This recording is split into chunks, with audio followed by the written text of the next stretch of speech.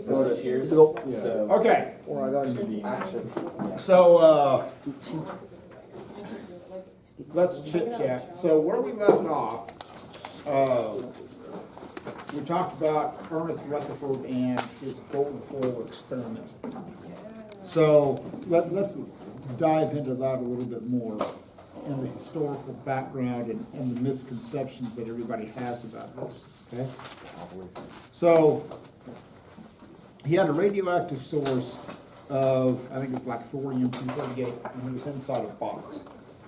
And thorium-238 will randomly decay, and it will give off these particles. So this is like 1910, around there. And so they were trying to figure out the structure of matter, of the atom. And to give you some perspective, and this is like one of the calculations that my Chem 1 students just did. So they took a piece of aluminum foil, and they had to calculate how many atoms there are stacked side by side by side to get the thickness of this value, okay? That's kind of clever how I made them do it. And round numbers, you get about 100,000, okay? So there's roughly about 100,000 atoms stacked, if you could stack them side by side by side by side, in that thickness of that aluminum foil. That's okay? it. That's a lot. That's a lot, okay? Literally, if you do the math, it's about 194,000, okay? So just in that, just to get that dimension right there. So that tells you that everybody says, oh, it's like splitting the atom. Well, yeah, splitting the atom is kind of tough if you're trying to split, if you consider how small that is, and you're trying to split that. And so within that atom, this is why this is so tough, is that within the atom itself, within those 94,000 that are stacked up, you have a nucleus that's 0.01% of the volume, but contains 99.9% of the mass. So not only do you have 94,000 atoms that are stacked up side by side by side, then if you want to split the nucleus, now you're trying to hit a dot within those 94,000, and then you're trying to get it to come apart. That's the difficult part of atomic physics. And so when you look at this gold foil, okay, only difference is this is aluminum foil. And gold foil is pretty cool because you can actually pound that out to where it's basically one atom thick, okay? That's the beauty of gold foil. Like you could, they've done the calculations, like if you could print like a Bible on gold foil, it would be about 1/4 of an inch thick, okay? Because that's how thin gold foil is. Really, really ritzy weddings will actually have their cakes overlaid with gold foil. And you can actually eat it if you wanted to. It's a waste of time and money to do that. So what happened in this experiment is that this was kicking out particles, and they didn't even know what the particles were at the time, okay? This is why they were called alpha particles. And we'll study alpha particles in great detail. So what it turns out is that an alpha particle is a helium nucleus that has the electron stripped off of it, okay? So this is going to be important. So this was a positively charged particle. And we eventually will go through all the calculations on how you find this mass. But what he did is that he put an electric field on either side of the path. So and again, everybody has this perception, like you could actually see these things coming out, okay? Imagine that you have, this is how small they are, 97,000 of these stacked up to get the thickness of this aluminum foil. You can't see these things. But what they did is they were clever. So they took a phosphorescent screen, okay? And the cool thing about phosphorescent screen is that when they're hit with energetic particles, they emit a flash of light. So what he did is that he got these particles that he knew were traveling in a straight line. And what he would see is that, and this is before the gold foil or anything else, what he would see was he would see these flashes of light on that screen behind him. It's like, okay, now I know where they're starting, and I see them hit the flash on the other side of the screen, oh, they're traveling in a straight path. So then he put basically the equivalent of like a positive and negative terminal on either side of the path, an electric field. And we eventually said, we'll do these calculations later. And what he found is that as these particles went through, you have a negatively charged plate and you have a positively charged plate. What he found is that those particles would arc down like this. So instead of seeing the flash of light here, when they went straight through, once he turned on the electric field, he saw these particles, and then those flashes of light became down here. So he concluded that these particles had a positive charge, because they were repelled by the positively charged, and they were attracted towards the negative. Now, if they were negatively charged particles, they would have gone up like this, but they were positively charged. And he actually got really lucky that they were positively charged. So, okay, so now he knows they're positively charged particles. Cool. So then he puts the gold foil in there. So imagine that you have this piece of, imagine this is gold, okay?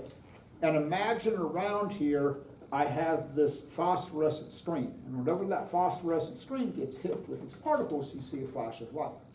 So I've got, imagine this, I've got the radioactive source here. It's emitting these alpha particles. Here's the gold foil. And then around here, you have this screen. Now, he has graduate assistants doing this, and this is well before the days of computers. So these guys were sitting in this darkened room with a piece of paper, and it had to be dark so you could see the flashes of light. And they have a piece of paper, and they're making tick marks where they see the flashes of light. Because where they see the flashes of light indicates, oh, well, this is where this is happening. So at the time, they thought it was the plum pudding model. Oh, matter was, the distribution was homogeneous. You have positive, negatively charged particles. They're evenly distributed, okay, not a big deal. So they didn't know exactly what to expect when these particles went through. But what they found is that, like basically about 99% of the time, these particles, the flashes of light showed up on the exact opposite side. Like the gold foil wasn't even there, okay? Literally, most of the time they just went straight through.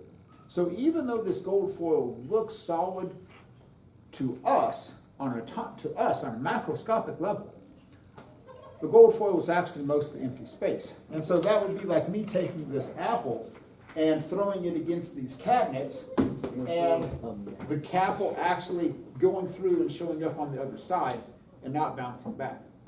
But what he found was that every once, like literally, like 1 in a million, what would happen was that they would see a flash of light on the other side.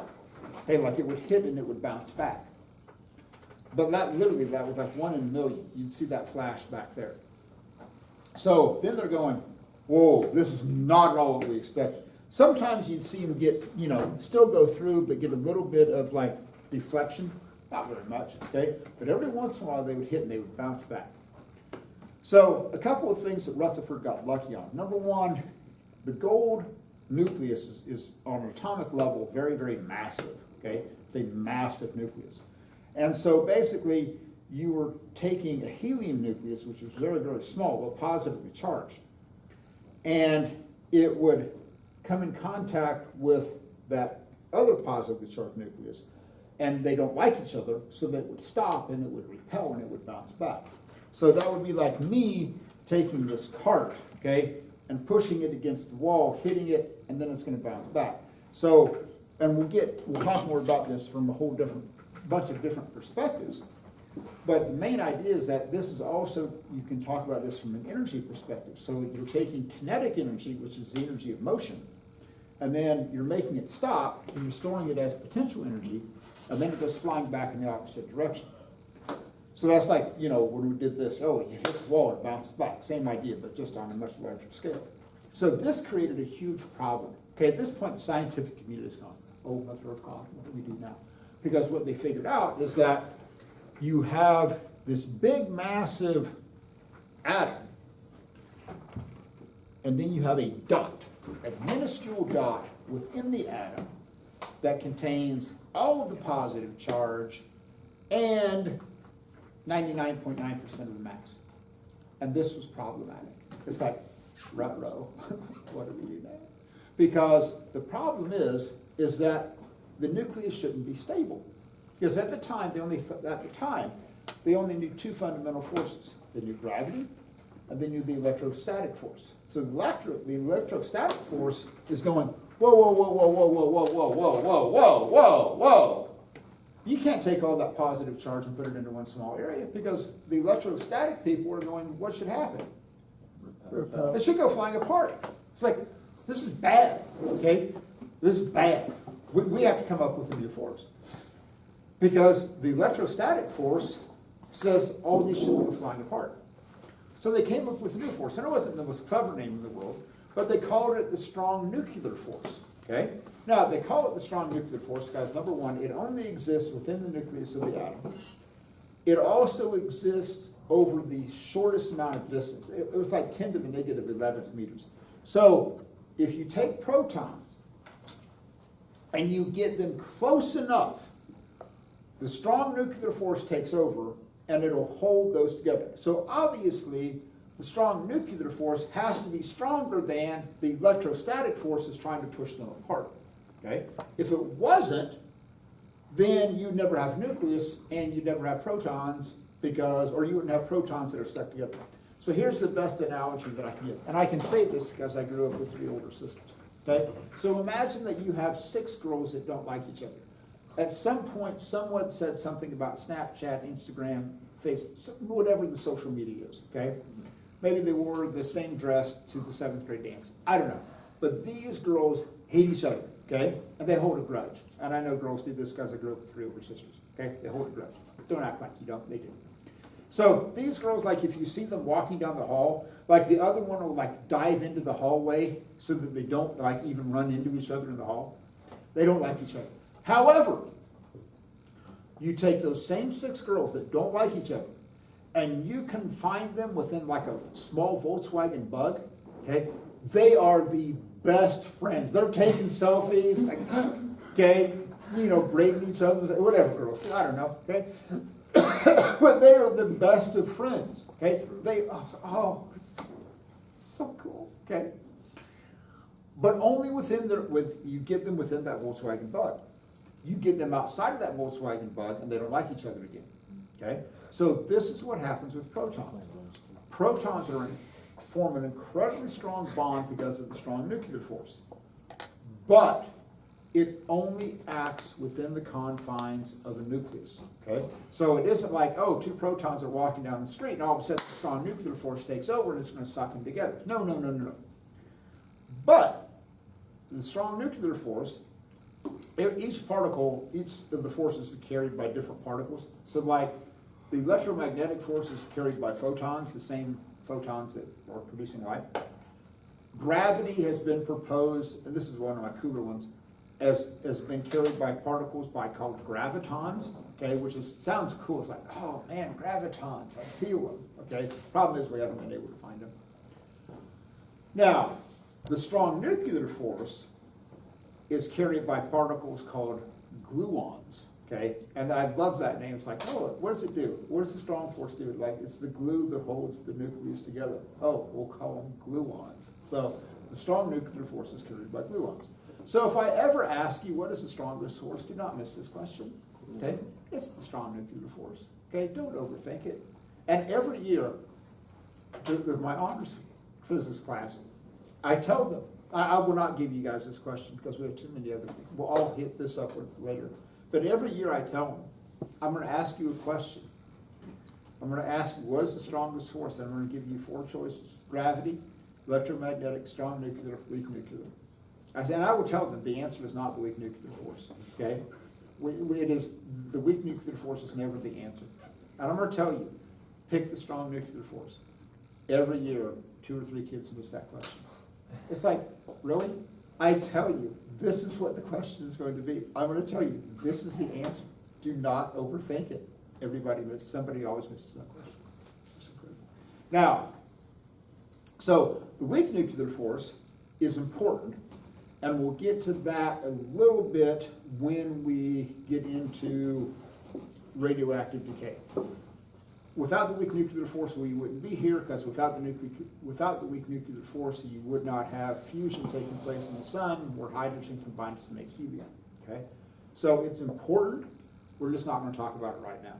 So the only thing I'm really gonna expect you to know for now, gravity, always attractive, inverse square law, you increase the distance, you decrease the force. The electrostatic force, you have to have charged particles, okay? It can be attractive or repulsive, depending upon the situation. Also, inverse square law. Strong nuclear force holds the protons together inside the nucleus. That's all you need to remember about that. And the answer is never the weak nuclear force, okay? I'm going to tell you this right now. If I ask you a question about the four fundamental forces, do not ever pick the weak nuclear force. It's not going to be the answer, okay? Just telling you right now. Okay, so, it's cool. What do we do with all this information? So, as you begin to look at forces, and we're going to work off of a simple definition, and it's going to be it's going to come down to kind of one important word. And that is, what we're going to use as a definition of a force, is that a force is something, I know that sounds very nebulous, Yes, sir. that Attract. is capable, Doing okay, of causing a change in velocity. Okay? And that change in velocity might be magnitude or direction. Okay?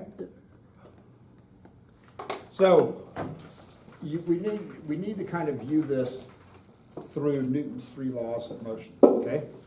So Newton's three laws of motion, and I'm not going to expect you to know these like word for word, but these are three laws. Okay? These are not three suggestions. These are not three most likely to happen. Okay? These are three laws, which means there's no exceptions to this. Now, the first law is what we call the law of inertia, which basically the short version of this is that Mother Nature is a lazy prima donna. So here's the deal. So here's the classic example. So inertia is a measure of a resistance to a change in a velocity vector. Okay? And there's only one factor, and one factor only, that affects inertia, and that's mass. Okay? So the more stuff there is, the harder it is to make it change a velocity vector. So if I've got a balloon, and I've got this dense block of wood, okay? So I can sit here and go, whoop, okay? It's very easy for me to change, I can use one finger, okay?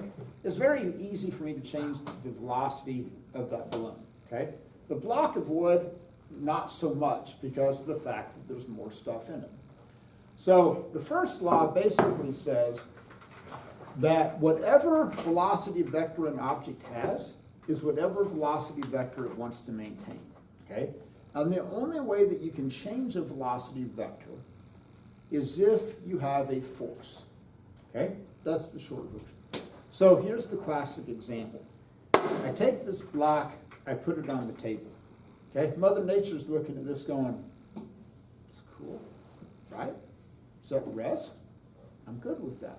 So Mother Nature is this really chill, in my mind, Mother Nature is this gray-haired, tie-dye wearing, hookah smoking old lady walking around in Birkenstocks, okay? And she's like, And no whatever. socks? That's cool. You know, if you're at What's rest, that supposed to be? cool. I'm going to let you stay at rest. I don't care. You're happy. I'm happy. I don't care. Okay? But you want to move? Fine. You have to apply the force. Okay? Now, the philosophical debate happens when you stop applying the force. Okay, this is this whole Jedi stuff for what? Stop the force and you watch. So, if I stop pushing this thing, okay, what's going to happen? It's gonna slow down. Come to stop, right? Every time. we're gonna do a lab. What are you gonna do with the lab? I wanna push the block. Push. And then you're gonna observe what's gonna happen. Boring, because every time, what's gonna take place? It's gonna stop. It's gonna stop. Now, but if I take a cart that has wheels and I push it, what happens? Stops. It still stops, but Takes longer. Less friction. there's less friction, right? There's friction. So, this is where this becomes a philosophical debate. So, you had three great Greek philosophers, Socrates, Plato, Aristotle. Socrates taught Plato, Plato taught Aristotle. Okay, that's the short version. If you could ever go back in time, go back Greek, be a Greek philosopher. Walk around in a toga, eat grapes. You just have to sit around and philosophize all day. It's a sweet gig. Okay, you don't have to do anything. You just argue. Like how many teeth are in a horse's head? They'd argue that all day. They would, and the argument would be like, why don't you just go count the teeth? Settle it. Like, well, then they'd be out of a job. It's like, well, there's one less thing to argue about. Okay, well, there goes Monday's agenda. Okay, now what do? Might have to do something. Screw that. So Aristotle had this view of natural states. Okay, so he goes, and it makes sense based upon observations. So if I push this, every time, what's it going to do? Stop. It's going to stop every time, right?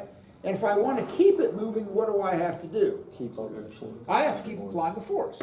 Okay? So Aristotle's view was that being at rest is a natural state. Okay? So he believed in natural states of motion. The stars, okay, they all move, from our perspective, they move in circles. So in his Aristotelian view, the heavens, their natural state of motion was a circle. Okay? On Earth, the state of motion is to come to rest. And it's true. I mean, I take the balloon, I take the apple, I take the block, I drop it, I push it. Every time, what's it going to do? Stop. It's going to stop. Every time, it's going to stop. I'm never going to push this thing and like, whew, that didn't go as expected, and it speeds up and goes flying off the table. Cool, don't get me wrong, okay? It's not going to happen. So for about 2,000 years, that was a scientific view, that objects have this natural state of motion, which is to be at rest. Now, that was basically from, this is rounding, a huge rounding thing, from about 400 BC until about 1600. Okay, so about 2,000 years. And they had other things to worry about, the plague and wars and Vikings and, you know, all this other stuff. And so then Galileo comes along and he says, let's think about this. So Galileo says, well, what if I give it a push, and then he has the brilliance to go, well, what if I eliminate friction? So if you eliminate friction, what happens? It keeps going. It keeps going, and it keeps going, and it keeps going. So Galileo shifts this idea, and he says, whoa, stop. He goes, there is no preferred state of motion. He goes, the only reason something comes to stop is because of friction. If you alleviate that friction, then it keeps going. Okay? So Newton, who did his work after Galileo, and it's been said that Newton kind of like, Newton kind of took a bunch of existing ideas and synthesized them. And he gave credit. One of Newton's great quotes is that the reason I've seen so far is because I've stood on the shoulders of giants. So Newton, at least, he gave a shout out to the people that went before him and said, yeah, I took their ideas and kind of synthesized it into one big idea. And so this is going to be important once we go like in the basis of this lab that we're going to start today. So the only reason, and this is important, the only reason you have to apply a force to keep something moving is because of friction, okay? If there was no friction, what I could do is just like this cart. I could give it a push, and that cart would just roll and roll and roll and roll and roll, okay? It would be great for your cars, okay? If your cars were frictionless, once you got it up to speed, you could shut off the engine and that car would continue to move in a straight line. Now, the problem is stopping, okay? Stopping becomes problematic if you're on a frictionless surface. Turning becomes problematic if you're on a frictionless surface. But we'll worry about that later in terms of like frictionless cars. So here's the deal. Here's what I want you to get out of the first law. Whatever state of motion an object has, whether that's at rest or moving in a straight line. Now, listen to me. Basically, the first law says it wants to keep a constant velocity vector. Remember, there's two parts to any vector quantity, magnitude and direction.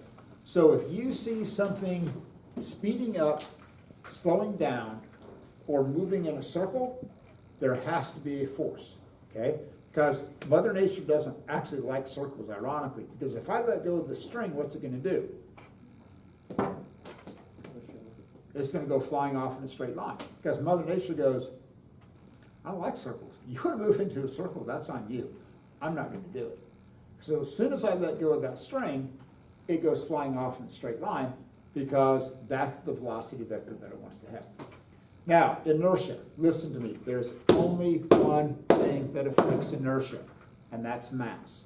The more mass that you have, the more stuff that there is, the harder it is to get it to move. But once you get it moving, it's hard to stop it, okay? So that's why, if I have this block, right, and drop it on my hand from any height at all, that's going to hurt, okay? Now, if I take this little plastic, force sensor, hey, not a big deal, I can drop that and it won't hurt.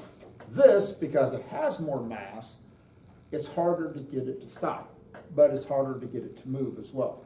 So, first law, law of inertia.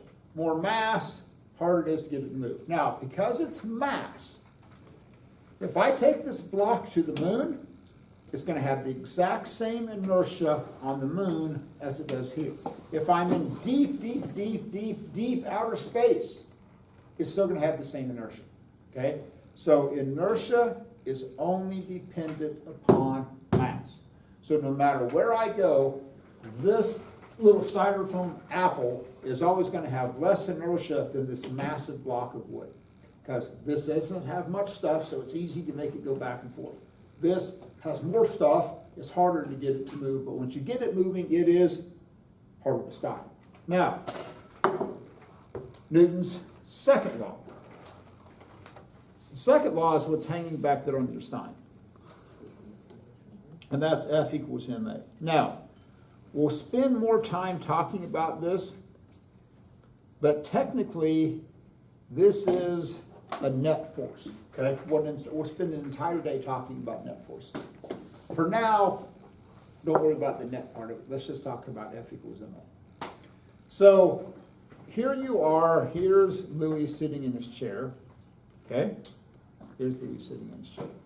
Okay, Louis has a certain amount of mass. He has a certain amount of stuff inside of him. Okay, and we as human beings have said, hey, there's different ways we can measure that. Typically, in physics class, we'll measure that stuff in kilograms, okay?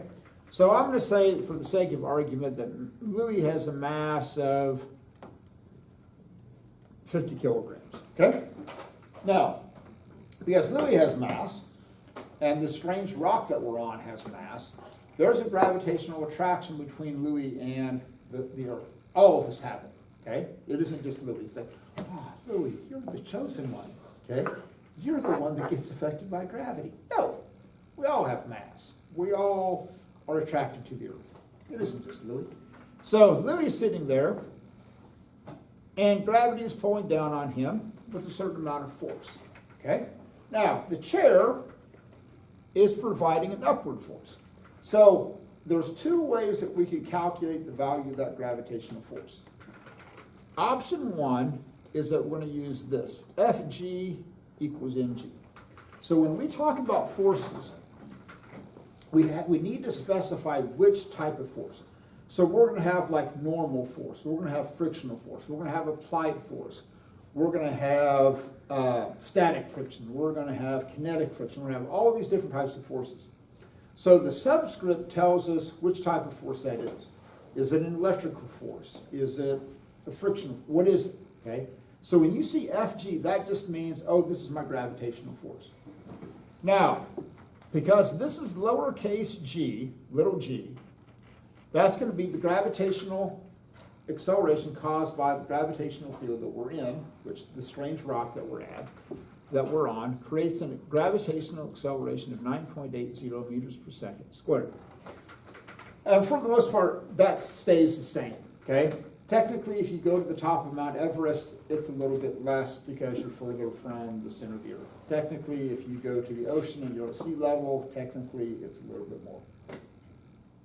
We're just going to use 9.8 meters per second squared, okay?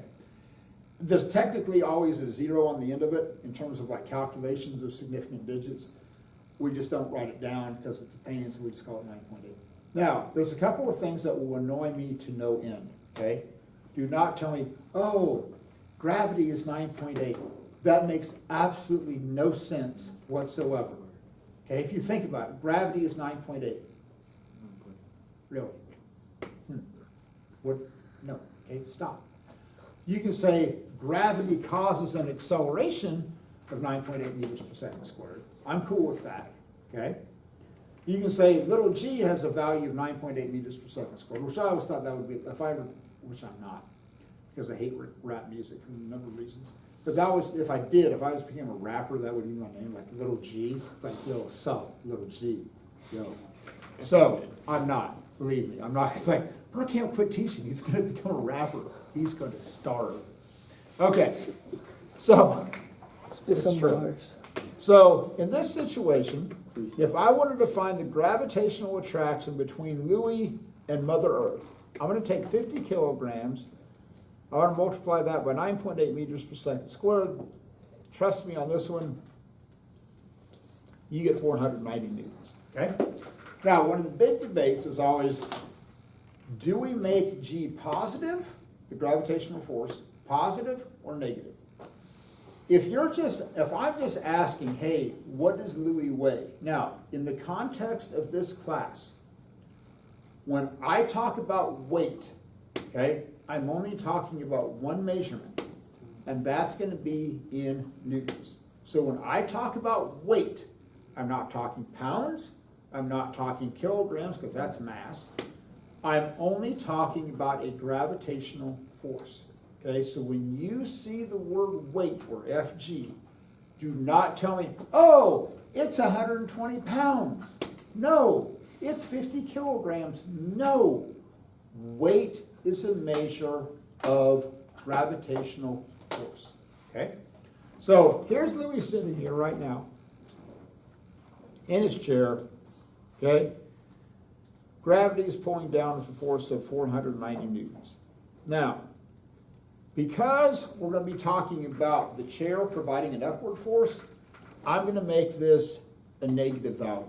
So if you have to assign a value in terms of sign to the weight, we're always going to make that be a negative value. So we're going to always define down as being a negative value. But if I just say, hey, what does Louis weigh? You can just tell me 490 newtons. But if we're going to draw this as like vector quantities, and we're going to talk about the sum of vectors, then it's important that we make that a negative value. But if I just say, hey, what's Louis' weight? You can just tell me 490, okay? Now, if we talk about vectors, then it's going to change. So Louis sitting here, negative 490 newtons. Obviously, he's not accelerating. So what that means is that there has to be another force balancing that out. And that's what we're going to call the normal force. And that's going to be, in this case, 490 newtons, which is going to be a positive value. So this is a simple example, but we can figure out a lot of forces from this simple example. Louis, Yes. Are you accelerating right now? No. No. So every force problem that I'm going to give you, I have a two-trick pony. Every force problem that I write can only go one of two ways. Speed up. Either Accelerate. Louis is accelerating, or Louis is at a constant velocity. Or That's it. That's it. Ask. That's the only thing I can do to Louis. I can have Louis move at a constant velocity, or I can make Louis accelerate. It's a binary function. That's it. It's one or a zero. That's it. Okay? Is there a 2 in there? Huh? Is there a 2 in there? No. Deceleration? So help me God. I hate it. By the way, third block is a long story. I had to go talk to another class about the solar project. And it was like, and it's kind of a, I don't know, it's like this energy class that they just started this year. And there were like freshmen all the way through seniors in there. I literally was in that class for no more than 1 minute.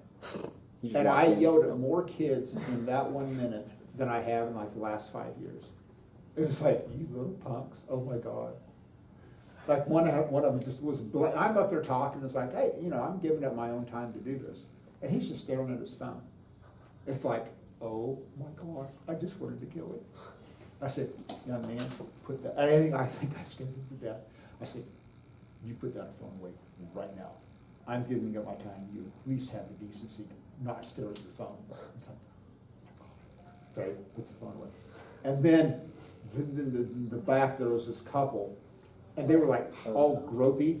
I said, oh, it was horrible. And I said, that stops right here, right now. I said, I don't want to be worrying about what you two are doing in the back of the room while I'm trying to give this lecture. And they're like, yeah, it's like, oh my God, I'm going to kill you. It's like, so I want to thank you all for being intelligent, well-behaved, respectful people. It's like, I could not wait to get back into my third block class. I walked in, I was like, oh, thank you, God, okay? Thank you for being wonderful human beings. You sound Okay. like Walter White from Breaking Bad. Huh? You sound like Walter White at the very first episode. Maybe, okay, all right. Well, actually, one time they did I have to get it out. They did a chemistry t-shirt. It was AP chemistry class. It was Breaking Berg. Yeah, yeah, so, yeah, that was a good class. Okay, anyway, so here's the point. If I add together the forces acting on Louis right now, what do they add up to? 0. 0. So listen to me. On my two-trick pony, if I'm going to have Louis not accelerate, what are you going to make the forces add up to? 0. 0. Okay, not pi, not 4, not -3. Make them add up to equal to 0. So anytime you see in any problem, you say, hey, this thing is moving at a constant velocity. No matter how many forces there are, what are you going to make them add up to? 0. 0. Okay, that's it. Now, I like Louis, and I'm not going to do this, but this is hypothetically. Let's say I walk up behind Louis, and I grab that chair, and I yank it up from underneath him. Okay, I'm not going to do this. Okay, this is a hypothetical. Hypothetical. Okay? So I do that, what's going to happen? It's gonna Break his head open. He's going to begin to accelerate. Why? because Because there's nothing no holding force. us. Gravity. What do the forces not add up to? 0. 0. I lose the normal force. Okay? Now, as soon as I do that, the normal force is gone. What do the forces at that point not add up to? 0. 0. Guess what? You begin to accelerate. Okay? Sorry? So would I be, would it be 9.8 or 4.9 still? No. You're asking two different things. Oh, Your acceleration yeah. would be negative 9.8 meters per second squared. Okay. The net force acting on you would be negative 490 newtons. Oh, Your weight oh, is I thought totally I thought you just split it. Okay. No. Okay. Okay? Now, so here's the deal. When we talk about normal force, and later on, once we get into trig functions, you'll see where this comes from. Technically, your normal force is your gravitational force times the cosine of the angle between the horizontal and like an inclined plane. So, but if we're sitting on a flat surface, you're taking the cosine of 0. 0. What's cosine of 0? 0. 1. One. Oh shoot. Okay? If the cosine of 0 is 0, this goes to 0 at this point, and Louis is screwed because there's no normal force. Okay? So, for now, don't worry about the cosine theta part of this. Okay? Technically it's there, but for now it has a value of 1. Once we put Louis like on a ski lift, okay, or going down an inclined plane, then we'll have to worry about the cosine theta part of this. But for now, don't worry about it. Okay? So here's one way that you can calculate your gravitational force. You go mg. You take that mass in kilograms, you multiply it by 9.8 meters per second squared, you're off to the races. That's one way to do that. Now, the other option, and this is what we're going to do in the lab, is that we have these handy dandy things that they're called Newton meters. Oddly enough, we use them to measure newtons, otherwise known as forces. Okay, all right? So this is a digital one, it's kind of cool. And so let's say, for example, I want to find the weight of this block. Well, I don't know its mass. So it's a pretty simple deal. So when you use these, like I'm going to be lifting it up like this. We're going to use these scales a lot. So what you want to do is hold it in the position that you're going to use it in. And then, like this is reading like 0.09. So what I need to do is I need to re-zero the scale. So if you come up here and it says just this 0 button, you hit that, through the miracle of modern science, it automatically goes to 0. So, cool. So you hold the scale in the direction that you're going to use it, press the 0 button, it should zero itself out. So now I take this, I hook it up, I lift it up, I get 3.86 newtons, okay? So when this block is sitting here on this table, here's yonder block. Fg, and I'm going to make that negative 3.86 newtons. That means my normal force then is going to be positive 3.86 newtons. Some of the forces add up to? 0. Any acceleration? No. No. Are forces acting on it? No. No. Yeah. Yes. Yes. Two force, equal force. Long day. Just go to sleep here. So there's two forces, they add up to 0. I knock it off the table, I let go of it, it accelerates. Why? Because then the forces don't add up to 0. and it's going to accelerate at negative 9.8 meters per second squared. Got the idea? Yeah. Well, cool. Yes.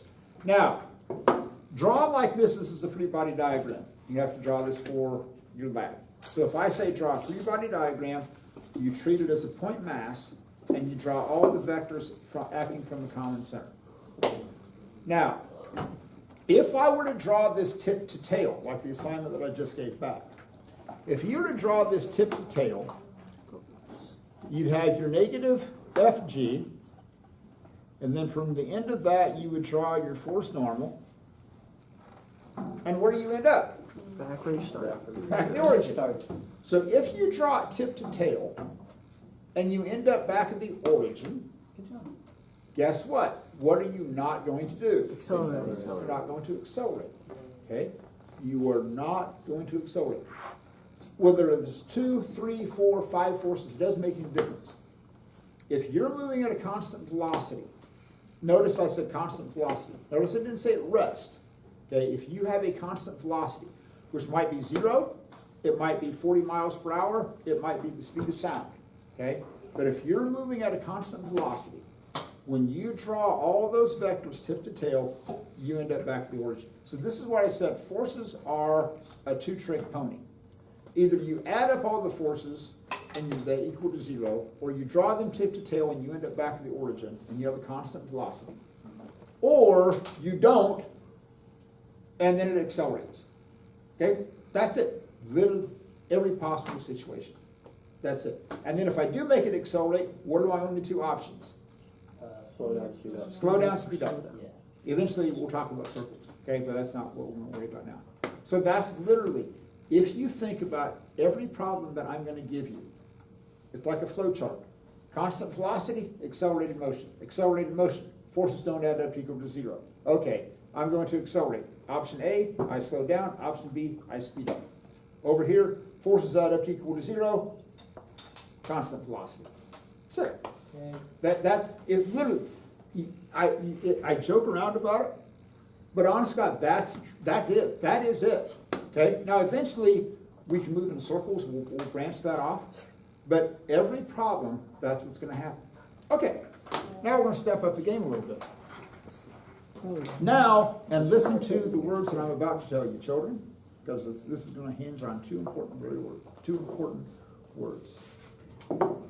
I'm gonna pull this thing at a constant velocity. Okay, so why is it so important that I tell you it's gonna be pulled at a constant velocity? There's no acceleration, so therefore all the forces are gonna add up to zero. Okay?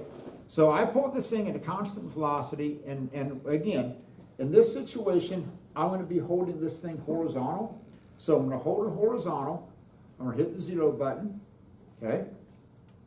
Hit the 0 button, oddly enough it goes to 0, that's kind of cool. Stunning, I know. And I pull that along, and it takes about 0.83 newtons of force, okay? So now I want to change the dynamic. So here's my block. It still has a weight of negative 3.86 newtons. So there's my FG. It still has a normal force of positive 3.86 newtons, okay? And if those are the only two acting on it, it'd be cool, right? We've done. But clearly I had to apply a force to make it move, right? So we're going to call that force applied, because that was an applied force, which in that case was 0.83 newtons, okay? So that's the force that it took to keep it moving, listen to me, at a constant velocity. Now, if I add up those three forces, what do they add up to? 0.83. Is that 0? No. Check my math, but it's not. Okay? So what does that mean? That it has acceleration. If that's the case, if those are the only three forces acting on it, what should the block be doing? It should be accelerating. Was it accelerating? No. Friction. So that means there has to be a fourth force. Friction.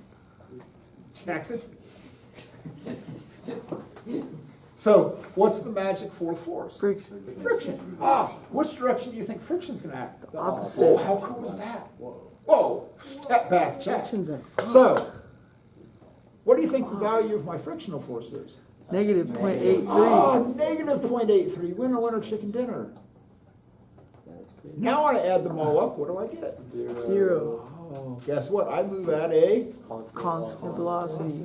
How cool is that? Okay. Now, when I draw this tip to tail, look what happens with the magic. There's my gravitational force. There's my force applied. There's my normal force. There's my force friction. Where do I end up? Back at the Back at the origin. origin. Guess what? Square. Or squirrel, whatever. Here, we have a whole bunch of forces. We get a squirrel. What is that? Okay? A nice That's a squirrel. horrible squirrel. That was It's the Lakers. that was a horrible squirrel. Okay. That was squirrel meat car. Okay. So I end up back at the origin, right? Guess what? What am I not doing? No. Accelerated. I'm not accelerating. Okay? Okay? Now, Minus 50. I'm pulling this along, and all of a sudden I go, you know, Sick of this. I'm tired of this. I've exerted enough effort today. I'm tired of pulling. So as soon as I stop pulling, what does it begin to do? Oh, it accelerates. Why? Because what do the forces not add up to? 0. Oh, so those four forces, what do I lose? I lose Applied. my force applied. What's still there? Friction. Friction. Guess what? It begins to Slow down. Accelerate. accelerate. Oh, how cool is that? So now, if I look at this when it's moving, I still have gravity, right? I still have my normal force. I still have my force friction, which is negative 0.83 newtons. Guess what? It accelerates. Wow. How cool is that? Now, we can also parlay this into a velocity time graph. No. Okay. Go on. We just won't teach them. No. If I quit teaching stuff every time kids complain, no, stop, okay. Here's your homework, we don't want it, okay, fine. Can we have the test today? No. All right, so if you have a horizontal line on a velocity time graph, what does that mean about the sum of all your forces? Zero. Zero. Now, at this point in time, I stop pulling it. It's like, screw it, I'm tired. What's your velocity time graph going to do? It's going to decrease. It's going to slope down towards zero. So guess what? Every time you have a sloping line on a velocity time graph, you are, which means your forces don't add up to Zero. Okay, you have 90% of forces beat right now. What, Lily? Would it, on the velocity time graph, would it be a straight slope or would it be like parabolic? No, we always assume that we have the same amount of force. We always assume that we have uniform acceleration. Okay, and that's what, as soon as I stop, it is going to be the same force. That frictional force isn't going to change depending upon the speed of the block. So that's why it's going to produce the same acceleration. So it's just going to slope down like that. Okay? Got that idea? Yeah. Good. Okay. So that's why I said every problem that you're going to have is going to boil down to two things: constant velocity, accelerated motion. Make them add up to equal to zero. Make them don't add up to equal to zero. Now let's talk about force friction.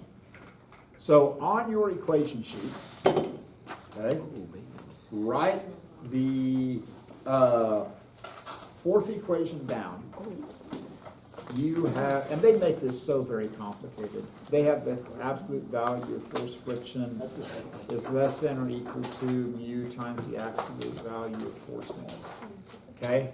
It's a god-awful, complex way of saying that mu times force normal equals force friction. Okay? And it's just an absolute value. Now, let me explain what mu is. Okay? So this is a Greek letter mu. So it's like the letter U, but it has like a little tailing side on it. And this is mu. And this is called the coefficient of friction. Okay? There's a couple of things about mu. Number one, because this is an absolute value, mu is never, I repeat, never negative, okay? It's always positive because it's an absolute value, okay? So mu is never negative. Mu is almost always less than or equal to 1, okay? If you ever calculate mu and you get like a mu of 12, you have done something horribly wrong. Top end mu you'll ever get might be like 1.04, because that's the significance of this less than or equal to sign, okay? So we'll get more into that later. But so if you ever calculate mu, like the mu's we're going to get typically are around 0.2 to 0.8, okay? That's typical, that's a normal coefficient of friction. It's never, ever, ever, ever, ever going to be a big number. If you ever get a big value from mu, it's a train wreck, okay? Keep that in mind. Now, here's the other thing. So let's say that I wanted to calculate mu for this block as I'm pulling. So even though it's written like this, probably about 80% of the time, that's not how you're going to use the equation. How did I lose a pen that I just had? Seriously, what happened to my pen? I don't have the faintest idea. If I knew that answer, if I knew the answer to that question, oh, there it is. Okay, it kind of got hidden underneath the laptop there. It's like it was just here. Okay. Friction. Yeah, there you go. Magic. So if you solve for mu, okay. So mu, and this is how we're going to use this most of the time. Mu is force friction over force normal. And this is like an absolute value thing. Now, here's the anomaly about force friction. we don't have force friction probes. We don't. Okay, we can't measure force friction directly. We can't. But what we can do is we can observe the effects of force friction. Okay? So what you're going to do in the lab, like when you calculate the coefficient of friction with this block of wood, so what you're going to do is you're going to pull it. And that takes about, like I said, about 0.83 newtons of force to pull it. So by measuring how much force it takes to pull it, by default, then I figured out the frictional force. Okay? Or if I get this thing moving up to a certain speed and then watch it slow down and I can calculate the acceleration that way, then I can calculate the force friction that way. So we will never directly measure the frictional force. We observe the effects that it has on a moving object, but we never measure that directly. So in this situation, if you go back up here, it took us 0.83 newtons of force to pull it. So I'm going to take 0.83 newtons, which is technically my applied force, but by knowing my applied force, I know what my frictional force is. And technically, that force friction is a negative 0.83, but it's an absolute value, so I'm not going to worry about putting that negative sign in there because I'm going to take the absolute value of it anyway. Now, then I'm going to divide that by my normal force, which was 3.86 newtons. So somebody take 0.83 and divide that by 3.86. No, it's like 5. No, it goes right to 4.8. It's a big 4.9. So what do you get for mu? 4.79 final answer. It's like 0.79? No, I'm kidding. I'm No, guessing. there's no way. Guessing. 0.215. Zero what? 0.215. So call it 0.22. It's about 150. Now, what units are mu measured in? This is a trick question. It has no units. Okay? Coefficient. Ooh, Oh, yeah. mu. Okay? So mu has no units. This is because it's just a ratio of forces. Okay? So this is why mu is like a quintessential scalar quantity. It doesn't even have units. Okay? So I just say, hey, mu is 0.22. This is why it doesn't make any sense to make it a positive or negative value, because it's just a ratio. Okay? And that's also, if you look at the units up here, how it's written on your sheet, this is why mu can't have any units. Because if mu has any units at all on it, then when I multiply that by newtons, I won't get newtons on the other side. Okay? So there's three things about mu.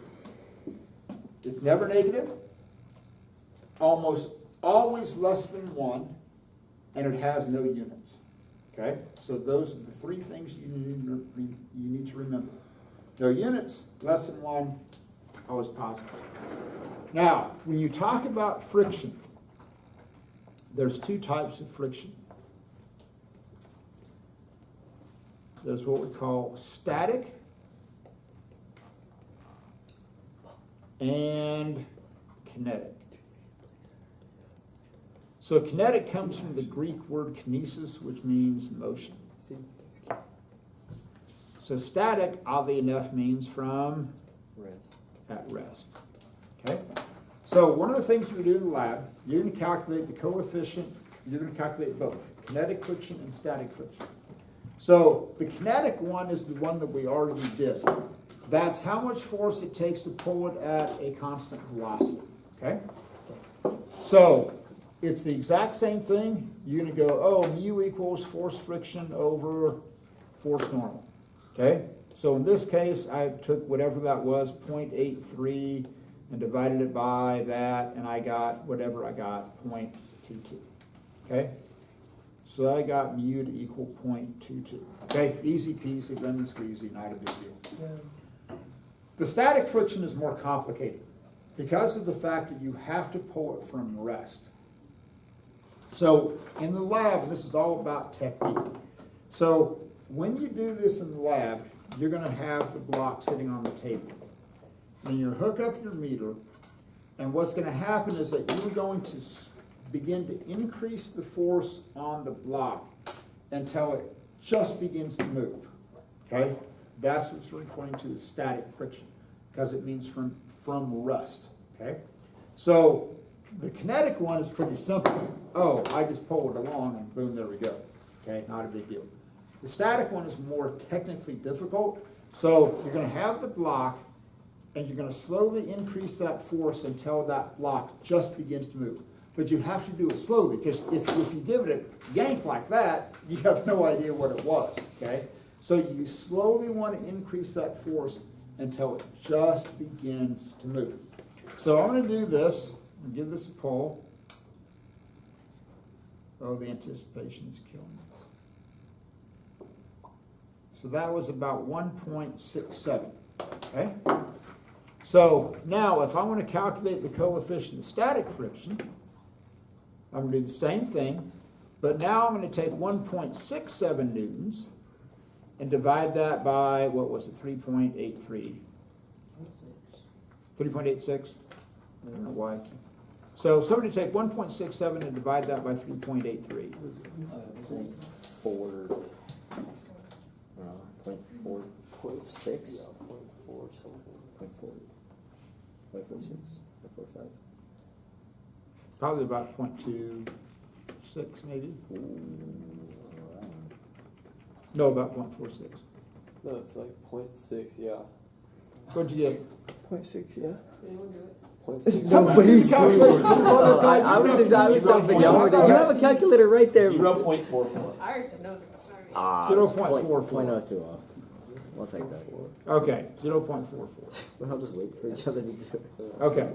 Yes. Now, what do you notice about the coefficient of static friction relative to the coefficient of kinetic friction? It's bigger. Okay, as a general rule, it's bigger. So generally speaking, okay, not always, but generally speaking, your coefficient of static friction is going to be bigger than your coefficient of kinetic friction. Okay? Mainly because it has to do with inertia. The block is at rest, it wants to remain at rest. Okay? All right, got that idea. So let me hand out the lab. Obviously, we're just going to start this today. We'll continue this on Monday. So the good news is you don't have any homework. So, does something like Velcro have a lot of friction? Should Or I- is that something else? No, yeah, stop Is that gonna have a? So here's what you're going to do. What we're going to do is we're going to look at different coefficients of frictions based upon different materials. So the first one you're going to do is wood and wood. So block of wood, okay, and these tables were actually just refinished over the summer, so I'm not sure what's going to happen with the coefficient of friction. I typically know what it is, but I can't imagine it changed too much. So what you're going to do, you're going to have Fg equals Fg. So how are you going to find the weight of your block? Use the Newton meter. Take a Newton scale, okay? Take a Newton scale, hang it up, boom, get a number, all right? Yeah. So, we're going to assume, because we're on a flat surface, that the weight of the block is going to be whatever the normal force is, okay?